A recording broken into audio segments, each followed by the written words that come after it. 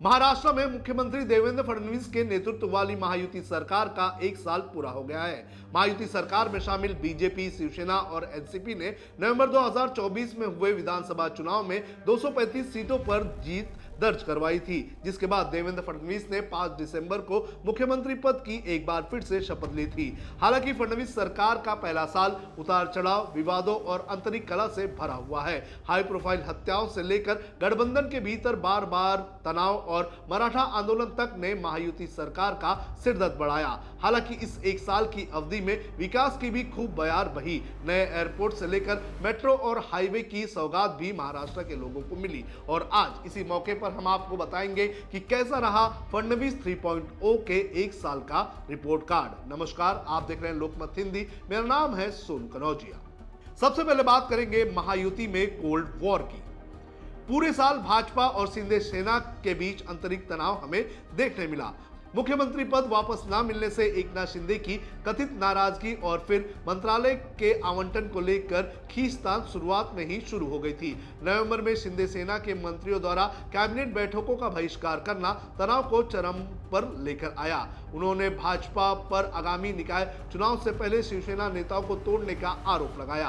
आपको बता दें कि जब से देवेंद्र फडणवीस ने मुख्यमंत्री के तौर पर अपना दूसरा कार्यकाल संभाला था, तब से ही एकनाथ शिंदे के साथ अच्छी ट्यूनिंग नहीं रही है। ये मामला कल्याण डोंबिवली म्युनिसिपल कॉर्पोरेशन में और भी गंभीर हो गया, जब बीजेपी ने बड़े पैमाने पर शिंदे के नेताओं को अपनी पार्टी में शामिल कर लिया और फिर खींचतान अभी भी चल रही है। अब बात करते हैं विकास की। देवेंद्र फडणवीस के पहले कार्यकाल की तरह ही उनका तीसरा कार्यकाल भी विकास पर पूरी तरह से केंद्रित रहा।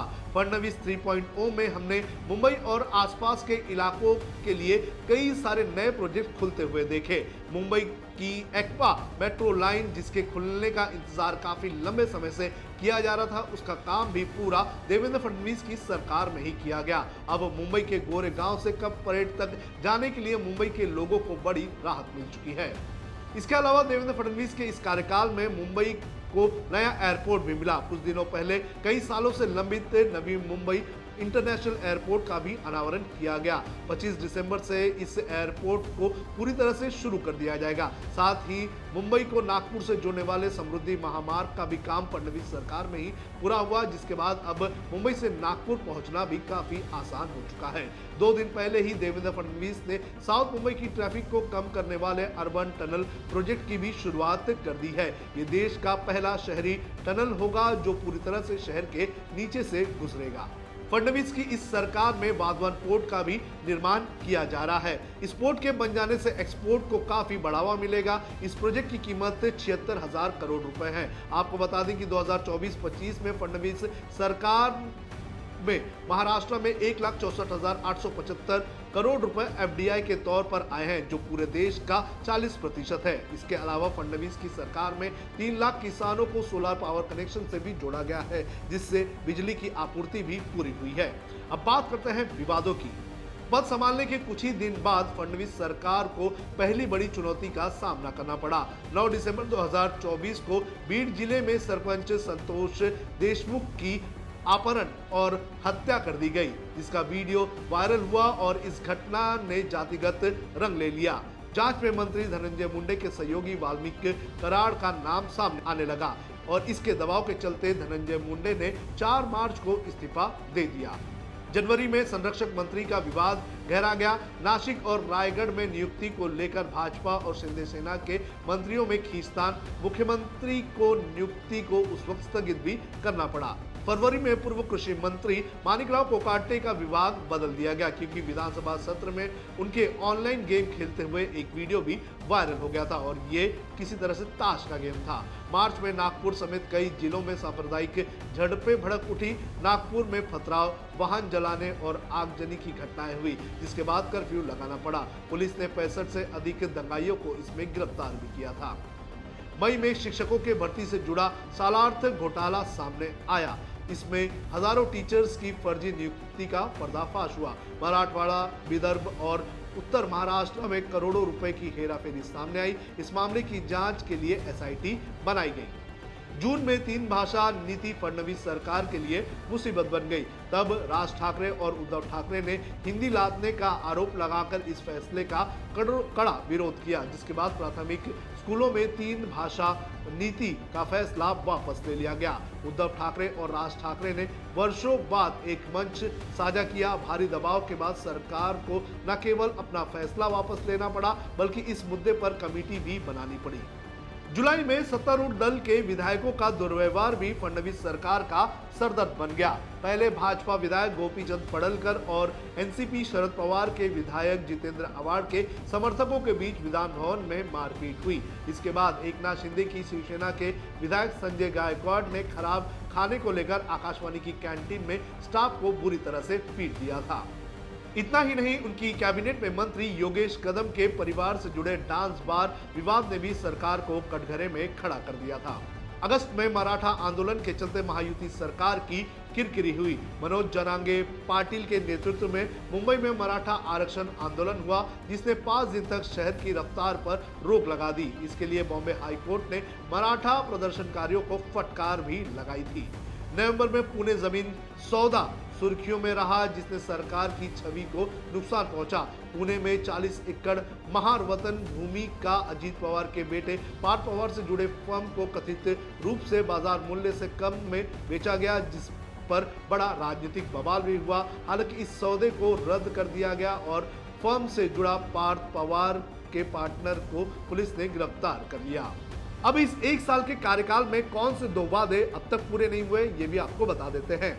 भले ही देवेंद्र फडणवीस की सरकार में पारदर्शिता और विकास को लेकर अच्छा परफॉर्मेंस हमें देखने मिला है, लेकिन 2 मुद्दों पर देवेंद्र फडणवीस की सरकार पीछे रह गई है और इसमें सबसे पहले आता है लाडली बहनों से किया गया वादा।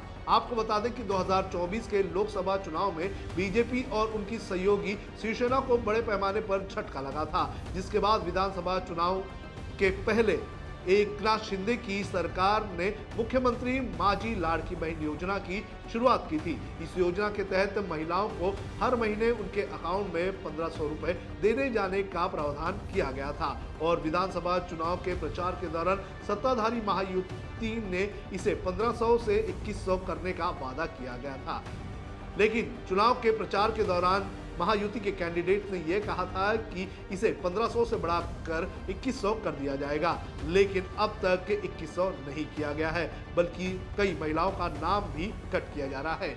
दूसरा वादा जो फडणवीस की सरकार में पूरा नहीं किया गया है वो है किसानों की कर्ज माफी का। आपको बता दें कि महाराष्ट्र में किसान बड़े पैमाने पर कर्ज के बोझ तले दबे हुए हैं। हर दिन 6 से ज्यादा महाराष्ट्र में किसान आत्महत्या करते हैं। 2024 के चुनाव में से पहले ही किसानों के कर्ज माफी करने का वादा किया गया था, लेकिन सरकार में आने के 1 साल बाद भी कर्ज माफी पर कोई भी फैसला नहीं लिया गया है। अब भ्रष्टाचार को लेकर क्या कहा है लोगों ने, ये भी आपको बता देते हैं।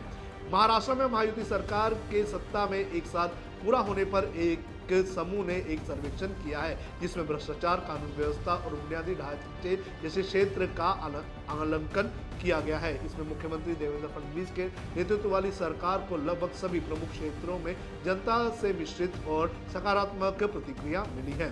मुख्यमंत्री फडणवीस ने सत्ता संभालते ही 0 टॉलरेंस पॉलिसी यानी कि शून्य सहिष्णुता नीति अपनाने की घोषणा की थी, जिसके तहत भ्रष्टाचार के खिलाफ कड़ी कार्रवाई की गई, लेकिन इस पर जनता की प्रतिक्रिया एक मिक्स्ड प्रतिक्रिया देखने मिली है।